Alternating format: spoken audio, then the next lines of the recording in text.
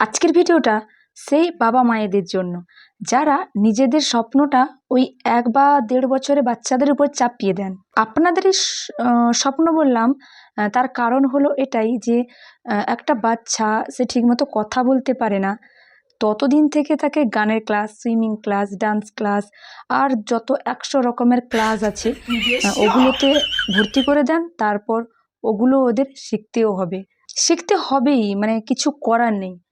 মানে আমি বিষয়টা ভাবতে পারছি না। আর সবথেকে যে মোস্ট ইম্পর্ট্যান্ট বিষয় সেটা হচ্ছে বাচ্চাটা কিন্তু বড় হলে ওই রাজনৈতিক নেতা, না হলে ইউনিয়নের হেড লিডার হয়। তো ওগুলো একটু ভাবার বিষয় আর কি। বাচ্চা থেকে ছোটোবেলা থেকে এত কিছু চাপিয়ে এত কিছু শিখিয়ে কোনো লাভ কি হলো? হলো না তো। এই জন্য ব্যাপারটা হচ্ছে যে কোনো একটাই হবে, মানে যে কোনো একটাই হতে হবে একজনকে। তো এত সব চাপিয়ে দেওয়ার তো কোনো মানে হয় না।